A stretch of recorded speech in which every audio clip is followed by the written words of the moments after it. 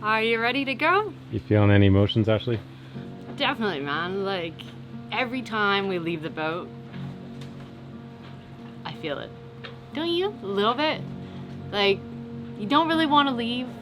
You're looking forward to what's to come at home, because it's always good to visit home.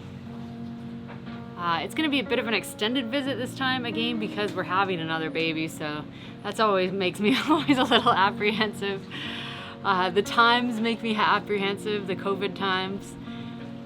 But yeah, I'm looking forward to having baby number 2. I'm looking forward to being sort of finished with having babies and having our family kind of complete and ready to go and ready to set sail.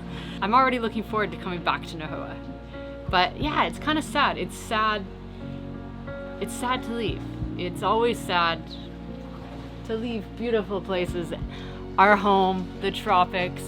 Hey, and at least we're going home knowing the boat's basically all fixed up and ready to go. So when we come back, a few minor things, paint the bottom, maybe one through hull, I don't know, wax polish. It's not going to be like get a new dinghy and put on new sails and take the bottom completely off and repaint it and do all the through hulls and fix the engines and do the sail drives, and it's just been a lot this time, and it's not going to be like that next time, and it's good because we're coming back with 2 under 2.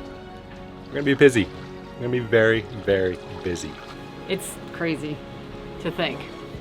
We're going to have 4 people on a boat that only had 2 a year and a half ago. Plus, we're crossing the Indian Ocean, so that's gonna be interesting. Crossing the Indian Ocean with an infant that's still breastfeeding, probably, and then arriving on the coast of Africa with 2 little ones and showing them what the world has to offer. Not city life, but like what the world is actually all about. The world is actually very different from the way we used to know it. There's a lot to it.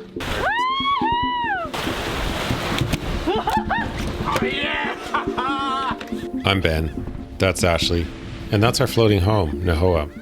After having sailed over halfway around the world, we are getting ready for the second half of our circumnavigation. All the different cultures that these kids will see and they won't even remember it. It's crazy. I mean, they're gonna leave Thailand, they're gonna go to the Maldives, then we're gonna head to the Seychelles, and then we're gonna head to Africa. Hopefully Madagascar will be open at that point in time. I can't wait to go to Madagascar. By the time they're like 5 years old, we'll be back in the Caribbean. I didn't see that much before I was 5, but they won't remember it. That's what's nuts about this. We'll have to do it again. Definitely have to do it again. And yes, they won't remember it, but they will have grown up in this world which is completely different than what most kids grow up in, and that'll have a huge impact on them. It's a pretty interesting experiment, I would say. I think they're gonna thrive. Willa's doing so well here. I mean, there's challenges, there's up and downs, and it's like a jungle gym, our boat, and it's not a huge walking platform, but you know, every kid's different anyway. She might not have walked anyway till she was like 15 months, so we're pretty stoked.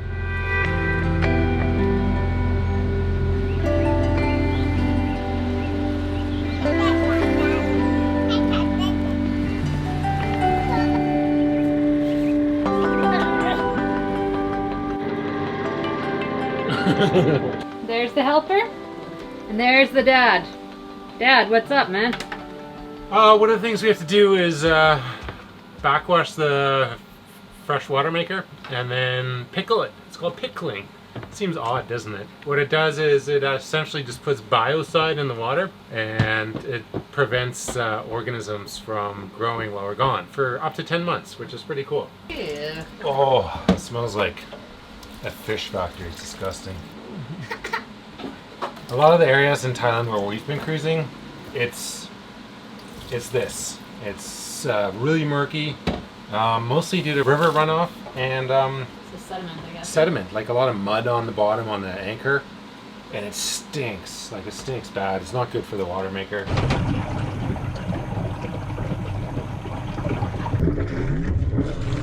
You ready? I'm ready. I'm ready. It's time to leave the marina to go haul out. Kind of crazy, isn't it? Yep. Feels good this time. Happy. I'm ready. It's time to go. Clear? Yeah. Like this much. Goodbye, Yacht Haven. We have spent way too much time in marinas in Thailand. We've been in marinas due to trades coming aboard. It's been hot. We've needed electricity for air conditioning. Every time we haul out, I get emotional. I don't think I really like taking the hoe out of the water. And yeah, it always means that we're going home for a bit, which is both awesome and also not always where we want to. It's not our home anymore. Naha is our home, so it's always hard leaving your home.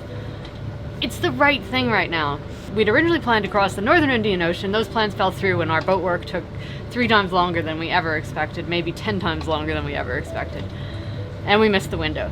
So then we were gonna do the southern route.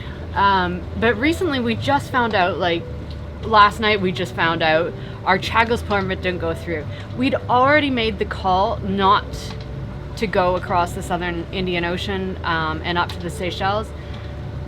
But we were really counting on that Chagos permit. We would have had like a 3+ week passage straight to the Seychelles, and I'm really glad we didn't do that right now. It just wouldn't have been fun, and then we would have been in the Seychelles hauling because I'm pregnant and we gotta go home, which makes me emotional anyway. So anyway, it's totally the right call. I'm so happy to be in Thailand, to be pulling the boat out. We found a great yard. We did a bit more poking around at the yards this time. There's compromises no matter where you haul. It always makes me nervous. I'm happy right now that we're hauling, but you wouldn't know because I'm kind of sad at the same time. Although some, including us in our darkest moments, sometimes think we have failed. After 5 months of constant boat breakdowns, after an insane amount of money spent on refitting the Hoa, we have failed to cross the Indian Ocean. In response to that, in response to our own darkness, and most importantly, in response to whatever your dream may be, I give you a quote from Winston Churchill. Success is not final. Failure is not fatal. It is the courage to continue that counts. It's been hard. It's been hard physically, mentally, and on the wallet. But I think it's been a lot easier with Willa on board in a weird way. She takes up a lot of time, but she provides way more laughs than we could ever imagine. And I'd also add that when we did our first refit in Virginia, USA, I was actually broken after that one, and I don't feel broken after this one. I feel like I'm just strapped into a roller coaster and I can't get off. There's times that are exhilarating, there's times that are anxious, but it's the roller coaster of life. And it doesn't matter whether you're doing a giant reno on your home or a giant reno on your boat. Renos are stressful. Moving is stressful. Life can be stressful. New things, bringing a child on board a boat can be interesting and different and sometimes stressful.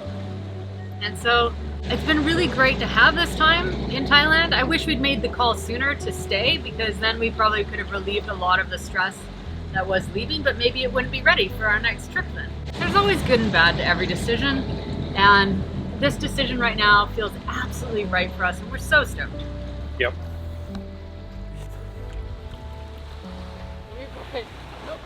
This is the first time that we've had 6 people helping us in the water. In a beach landing. That's Toy. She's the owner of the boatyard. How cool is that?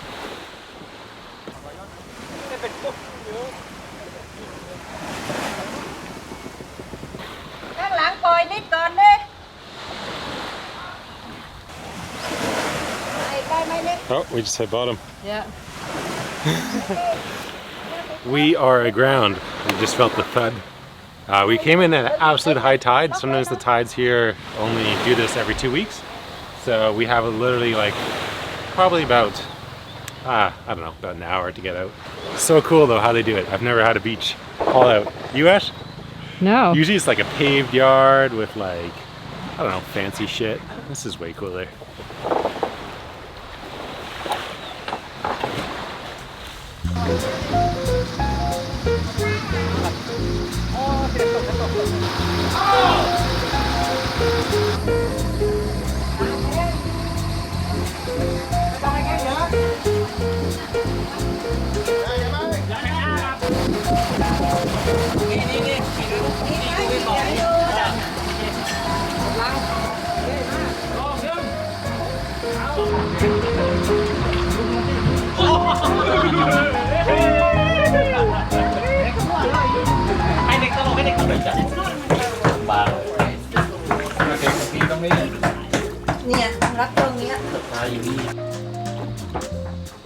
What's happening down there? They're just trying to figure out where to lift it or put a little bit of weight on the bridge deck. The bridge deck is in between the two hulls. When it comes from the factory, they lift the cat just under the bridge deck, but I mean, there's no water on it, no diesel, no mast, no hard top sometimes, no dinghy, no cushions. No Ben. No Ben's tools, So none of Ashley's shells. So now we get lifted and then we go forward. This part's always the nerve-wracking part. I'm gonna go inside and listen for bulkhead cracking. Ooh, I don't know. So Willa and I are chilling up front. Ben's gone inside to listen to cracking. Cracking isn't great. So it's always good to double check before you come out. Stop! So they've seen something and they've actually stopped us. I'm not sure what's happening here.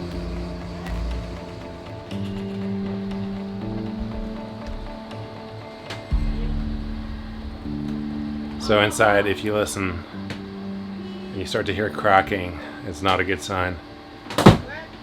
Ooh, I didn't like that sound. I didn't like that at all.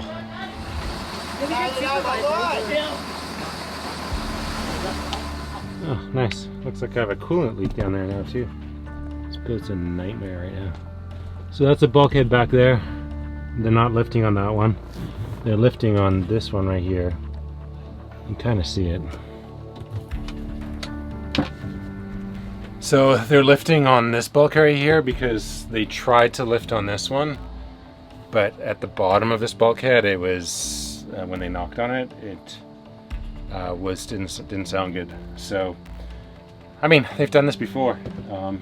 It doesn't matter what the bulkhead sounds like at the top of the boat. It's all about what it sounds like at the bottom of the boat. So they're gonna lift. They're lifting from here. This one right here, which is not ideal. I mean, it's half a bulkhead, but it's still a bulkhead. This is the part that makes me feel sick. Yeah, I'm not super stoked. It always happens that the Lagoon 410 has a kind of a pain in the ass design with the rudders and the sail drives really close together and the main bulkhead right between them. So they can't put the trailers there. So I just heard a huge crack. But here, what I'm noting, Yeah. the bottom is hard, and we don't put in too much. Everything Yeah. is 50-50. Okay, the noise comes from here though. And here, the boat, yeah, the wood is, Oh, the wood. yeah. Okay. Okay, we go slowly. If you hear anything, yell at me, yeah? Okay. So the cracking might be coming from the wood, which is what the stone foam blocks are sitting on. Stressful. Stressful. Here we go. Whew. I think it's okay. We're good. No cracking, right, Ben? Nope. Everything's fine then. He is listening and going slow, I think. I was wondering how they were going to get us up the hill with that little tractor. Yeah, this is actually kind of interesting. They got the little tractor and they got a winch attached to that, and that's how they're pulling this up.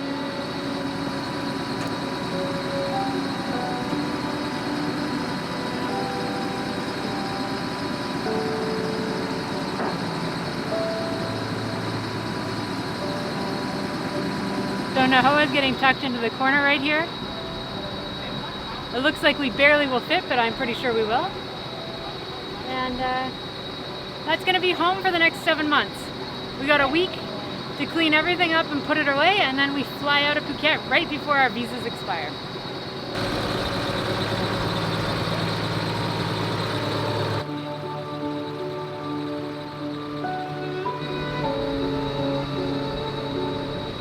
Feel like we almost need to have fenders out. A little closer than I expected there. Think that's okay as long as I don't do any major work on that boat.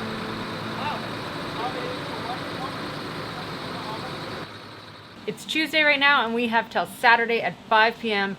to get all this done and more.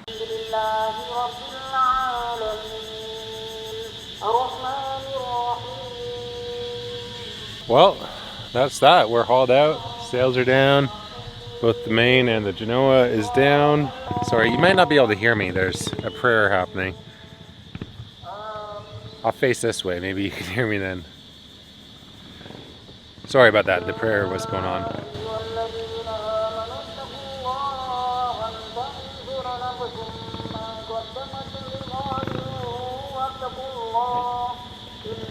They're just praying. It's like almost 7 o'clock at night. I think it's their evening prayer.